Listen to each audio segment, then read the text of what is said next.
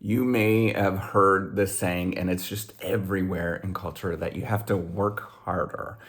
And the reason why you're not successful in your career is because you're not working hard enough.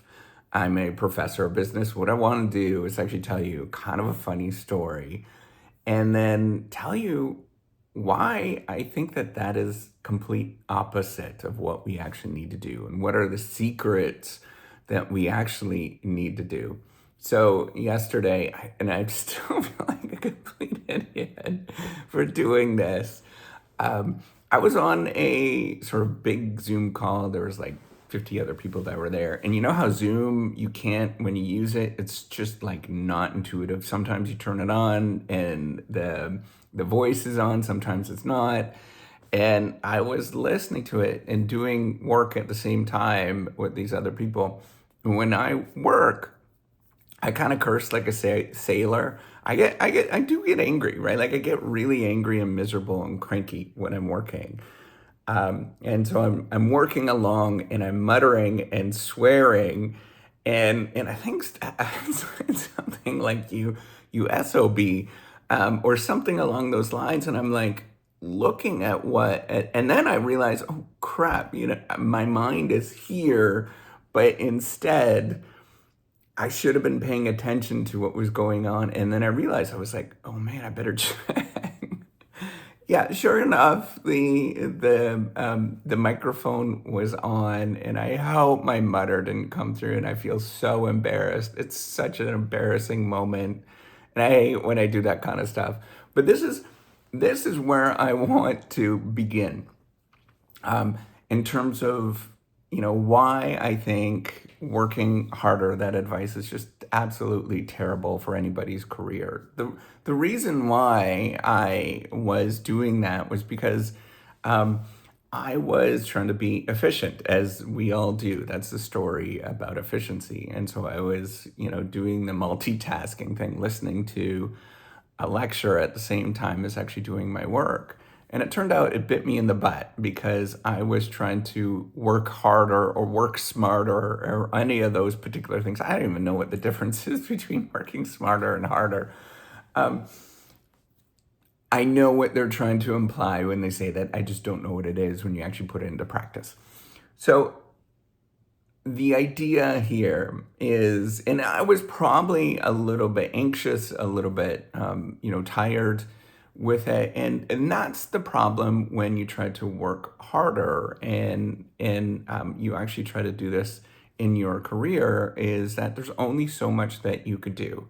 And what I'm saying is suggesting is that, hey, not everybody is at a rock star status of what they do, and not everybody can work harder at what they actually do. You can work the best that you can possibly work. And that's where I want you to look at, is like, what is the level that you can work at? Ultimately, I do believe that everybody has more that they can give often and to provide more. But at the same time, for most of us, we don't know how to actually get there. And that's the struggle that we often do, and we often sort of face with the working harder, is that we don't know how to actually get there. And it often requires somebody to coach you on it, right? Like if somebody was sitting behind my back and saying, Dave, shut up. I'm like, okay, that would have been good. But we don't have those things, right? For a lot of it, and we don't know how to actually work harder. And what we tend to do is work more than what is actually necessary in terms of what we need to do to get accomplished. And often it just requires you to kind of work less. And I know that, so what do I mean, right? So working less, we think this is a really common thing with researchers and PhDs and myself. I think like I'm going to sit down and just write a whole paper and I'm just going to do that all at once. But it turns out it's like the worst possible thing that you could do. Instead, what you should do is write just one little paragraph or one page. And when you do that, it kind of gets you to think about what you're doing, particularly when you're starting out, because you don't know what you're doing. And so a lot of very, very good people that are good in the profession, they don't work at everything all at once. They sort of work at little tiny snippets of it, right? So a paper has a beginning, a middle, and an end. You know that from, fifth grade. And so what a lot of people work at is at the beginning, and they'll sort of think about how to make this story really good before they even get to any of the other stuff. And that's where I want to sort of get you to think about is when you go about of working, it's not a matter of working smarter and harder. It's actually like working less, being more thoughtful, trying not to get into all of that stuff where you get sucked into like efficiency games where it's like, oh, I need to be more efficient with my time and effort. I need to look at all of these time hacks. By the way, I used to do all those kind of things.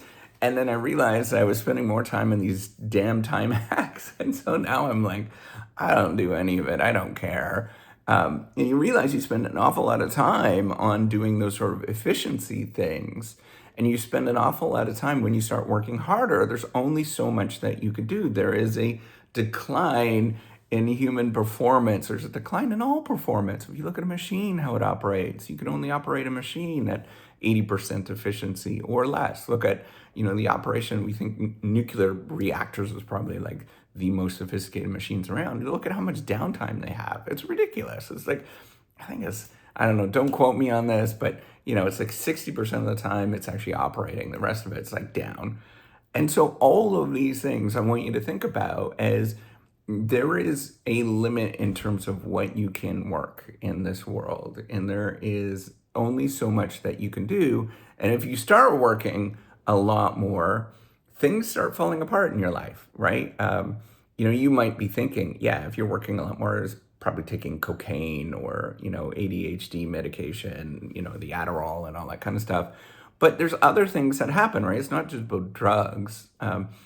People start having relationships that break down. People start feeling, maybe not quite as good. Maybe, that you can work a long time, many hours, before you start having a heart attack. But, that stuff catches up to you. There is a lot that goes on. And so maintaining your healthy body, maintaining yourself in a healthy way, we know what those healthy things are, right? Trying to get a little bit of exercise, eating as best as you can. My wife made, biscuits this morning, and I had some biscuits, and I shouldn't have, but that's also part of it is the forgiveness thing, right? Like you getting to where you need to go to and working what you actually need to do. And I want you to sort of think about this is like, how can I maintain instead of getting the angry part, right? So when I work, I get angry, and that's usually means when I program, I get angry because I get sucked into it, and I kind of get like funny angry. But then there's this angry that I get when I work that is kind of like a mean angry. It's like poor me, that kind of stuff. And so when I get into that, I realize, I need to sort of stop. It makes me miserable. It doesn't make me feel good.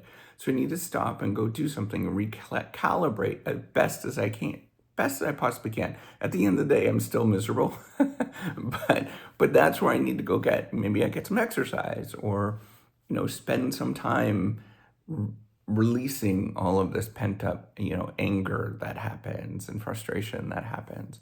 So I want you to think about that instead of thinking about how can I work harder, is how can I maintain stability in my life and looking for the ways that maintain that stability so you can keep going and you can have a life that is just lovely.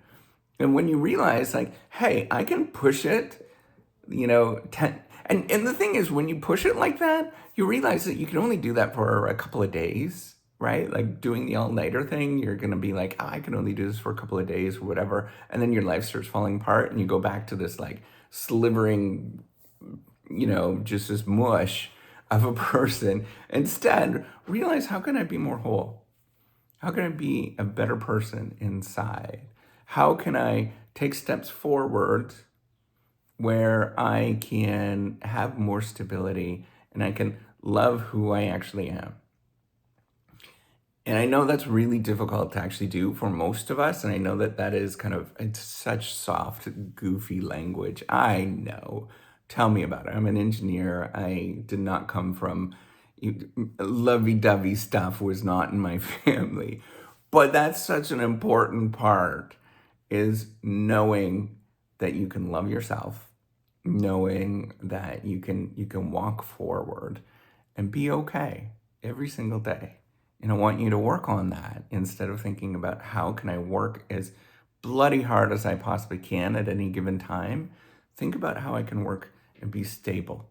Think about how I can love who I am at any given moment, regardless of what people are thinking and saying about me. And if you do that and you do that long enough, I believe, hey, at least you're gonna at least you're gonna love yourself. So what if everybody else doesn't? But that's the thing. And I also believe that a portion of what you need to do is get to that stable part inside, and then you start layering on top. And then you start realizing that, oh, there are these little ways of doing this because that's how you grow, right? That's where you grow and you sort of see things when you have that stability inside that you can go and do things and not be afraid of the world and not realize that there is a lot more to it than just working harder. I want you to internalize that. All right, if you like this video, you know what to do. Give me a thumbs up, subscribe, all that kind of stuff. I do appreciate it. And please tell people about the Reciprocity Project. I deeply appreciate it. All right, take care. Bye.